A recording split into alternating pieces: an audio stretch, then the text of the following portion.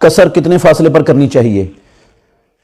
सही मुस्लिम में हदीस है, अब्दुल्ला बिन अब्बास रदी अल्लाह अन्हुमा कहते हैं किताब सलातिल मुसाफिरीन में कि रसूलुल्लाह सल्लल्लाहु अलैहि वसल्लम ने जब 3 फरसख सफ़र करना होता था तो आप मदीने की आबादी से निकलकर कसर शुरू कर देते थे। तो 1 फरसख 3 मील का होता है, 3 फरसख 9 मील बनते हैं।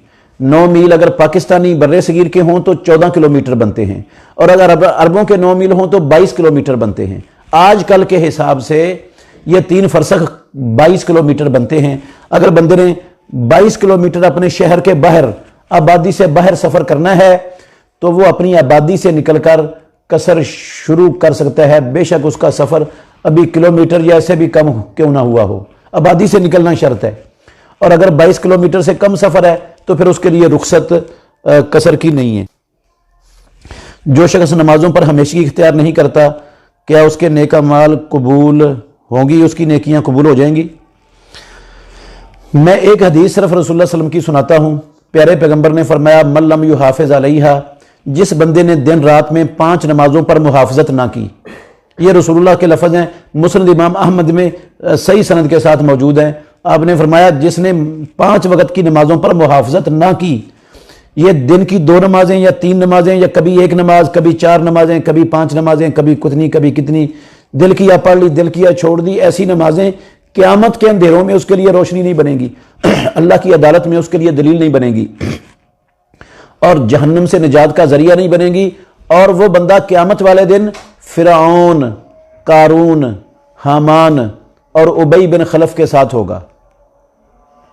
तो ये फ़िरऔन, कारून, हामान, उबई बिन खलफ, ये अल्लाह के बड़े बड़े दुश्मन, ये जहन्नुम में होंगे।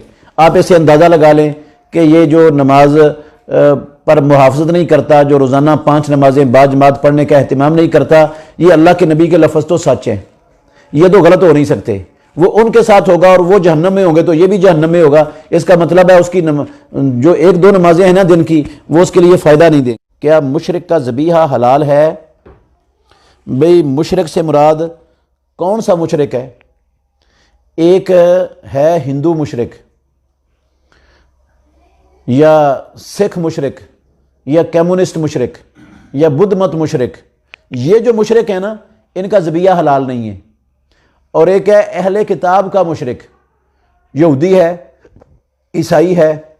यहूदी उज़ैर अलैहिस्सलाम को अल्लाह का बेटा कहते हैं, ये शिरक है।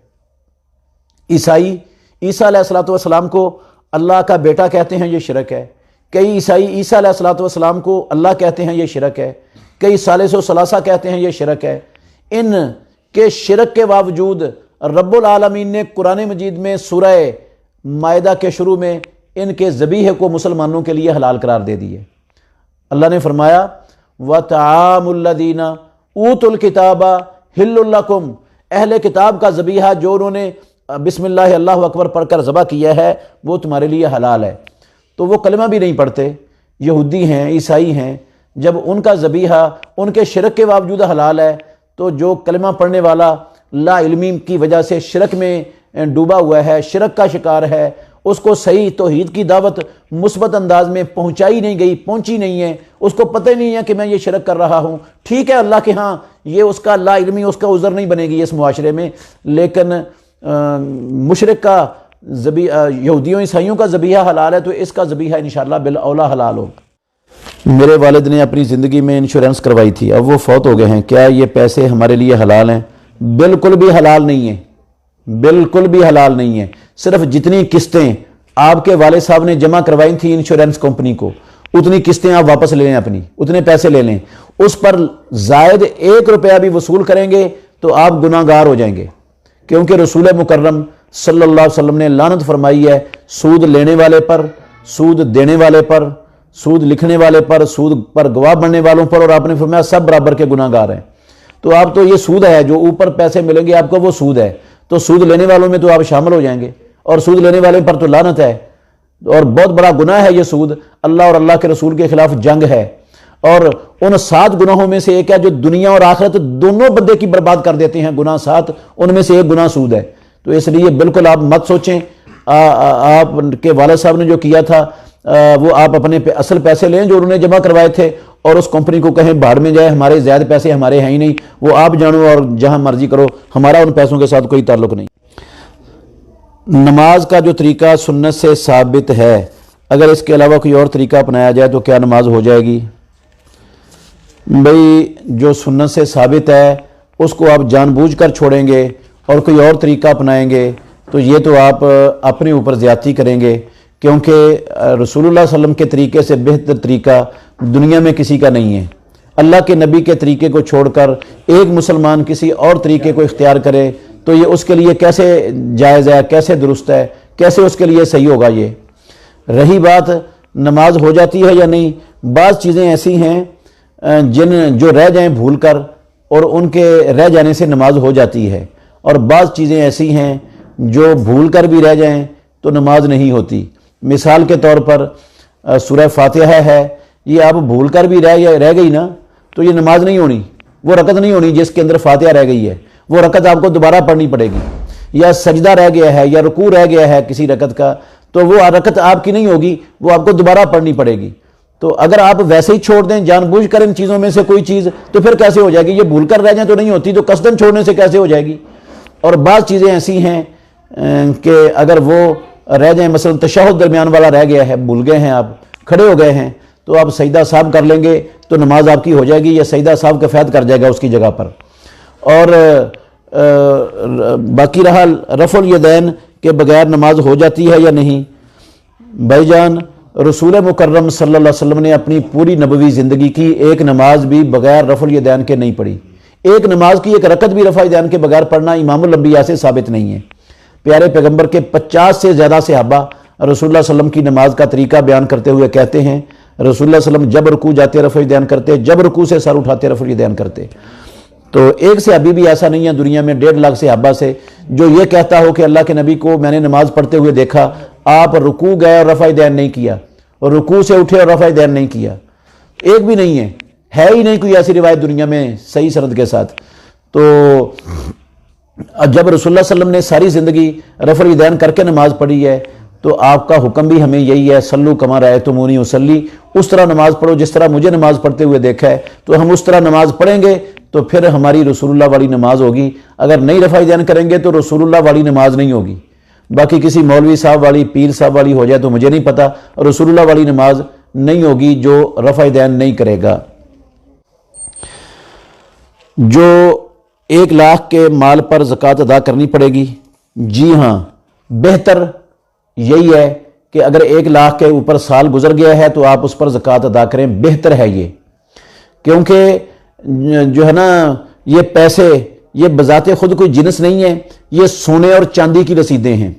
और चांदी का जो रसूलुल्लाह सल्लल्लाहु अलैहि वसल्लम ने निसाब मुकर्रर किया है वो है 200 दिरहम, और 200 दिरहम का जो सही और तहकीकी वज़न है वो तकरीबन 40 तोले बनता है। और 40 तोले चांदी की कीमत कोई 40,000 के इर्द गिर्द में बनती है आजकल, 35-40 हज़ार के दरमियान में। तो ये 35-40 हज़ार रुपया अगर किसी के पास साल भर पड़ा रहा हो तो उसको उस पर ज़कात देनी चाहिए। ये बेहतर है, अफजल है, औला है। क्यों? इसलिए नंबर 1, ज़कात देने से बंदे का माल कम नहीं होता, रसूलुल्लाह सल्लल्लाहु अलैहि वसल्लम ने भी फरमाया, अल्लाह ने भी फरमाया है। नंबर 2, ज़कात देने से माल बढ़ जाता है, ये कुरान मजीद में है। नंबर 3, ज़कात देने से बंदे का माल पाक हो जाता है, बंदा खुद गुनाहों से पाक हो जाता है। नंबर 5, मुआशरे के मुस्तहक यतीम मिस्कीन फ़ुकरा उनकी मदद हो जाती है, उनका तावन हो जाता है, और अल्लाह का रसूल उनके हुक्मों पर अमल हो जाता है, वो खुश हो जाते हैं। इन सारे फ़वाइद की बिना पर अगर आप चांदी को निसाब बनाकर पैसों की ज़कात अदा करेंगे तो इंशाल्लाह इसका ज़्यादा फ़ायदा है। लेकिन अगर कोई बंदा ये कहता है कि नहीं, मेरे पास सोने के निसाब के बराबर जब पैसे होंगे मैं तब ही ज़कात दूंगा, पहले नहीं दूंगा, तो हम उस पर मुनकिर ज़कात का हुक्म नहीं लगा सकते, और उसको मुजरिम और गुनाहगार होने का फतवा भी उस पर नहीं लगाया जा सकता। क्योंकि जिस तरह ये सोने की रसीदें हैं, चांदी की रसीदें हैं, उस तरह सोने की भी रसीदें हैं ये पैसे। तो सोना जो है ना, उसका निसाब 70 ग्राम है, वो 6 तोले बनता है, सही 20 दिनार का। तो 6 तोले का आजकल तकरीबन कोई मेरा ख्याल बनेगा कोई साढ़े 5 लाख।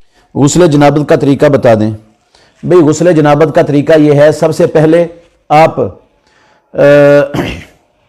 اپنے جسم پر استنجا کریں، جسم پر کوئی علائش وغیرہ ہے اس کو صاف کر دیں، دھو دیں۔ اس کے بعد اپنے ہاتھ گھٹنوں تک اپنے ہاتھ دھو لیں، مٹی وغیرہ سے دھو لیں اگر کچی جگہ ہے، اگر نہیں ہے تو صابن وغیرہ سے دھو لیں۔ ہاتھ دھو لیے، اس کے بعد بسم اللہ کہہ کر منہ میں کہنا بسم اللہ، یہ ضروری ہے کیونکہ اس کے بغیر وضو نہیں ہوتا، نماز جیسا وضو شروع کر دیں۔ جب آپ سر کے مسے تک پہنچیں تو سر کے مسے کا طریقہ نماز کے طریقے سے تھوڑا مختلف ہے، وہ یہ ہے کہ آپ اپنی انگلیوں کو تر کریں پانی سے اور بالوں کی جڑوں میں اچھی طرح پھیریں، اتنی کو مرتبہ پھیریں کہ غالب گمان ہو جائے کہ بالوں کی جڑیں تر ہو گئی ہیں۔ پھر اس طرح پانی کے 3 لپ بنیں، ایک لپ سر کے اس طرف ڈال دیں، دوسرا لپ سر کے درمیان میں ڈال دیں اور تیسرا لپ بھر کر سر کے اس طرف ڈال دیں۔ پھر اپنے سارے جسم پر پانی بہا لیں، اور اگر آپ یہ لپ ڈالنے کے بعد پاؤں اگر پانی نیچے نہیں کھڑا ہو رہا، نیچے ٹائلیں لگی ہوئی ہیں، فرش لگا ہوا ہے، سارا پانی بہہ رہا ہے، اگر آپ ساتھ پاؤں دھونا چاہیں تو پاؤں بھی دھو سکتے ہیں، ساتھ جائز ہے پاؤں دھونا بھی۔ اور اگر پاؤں نہ دھونا چاہیں تو سارے جسم پر پانی بہا لیں، یہ 3 چلو ڈالنے کے بعد دونوں ہاتھوں کے، اور پھر غسل خانے سے باہر جا کر پاؤں دھو لیں، تو یہ آپ کا غسل ہو جائے گا۔ امام الانبیاء محمد الرسول اللہ صلی اللہ علیہ وسلم کا یہی طریقہ غسل کا ہماری ماں ام سلمہ، میمونہ، عائشہ رضی اللہ عنہا بیان کرتی ہیں، اور یہ احادیث صحیح بخاری شریف کے اندر کتاب الغسل میں موجود ہیں، اور میں نے ان احادیث کا خلاصہ آپ کے سامنے رکھ دیا ہے۔ فجر کی نماز کا وقت کب تک ہوتا ہے؟ سورج کے طلوع ہونے تک فجر کی نماز کا وقت ہوتا ہے۔ جب سورج طلوع ہو جائے، نماز نہ پڑھی ہو تو پھر وہ قضا ہو جاتی ہے، اور پھر سورج نکلنے کے فوراً بعد جو ہی آپ کی آنکھ کھلی ہے، جب کھلی ہے اسی وقت پڑھ لیں، وہی اسی وقت ادا ہو جائے گی۔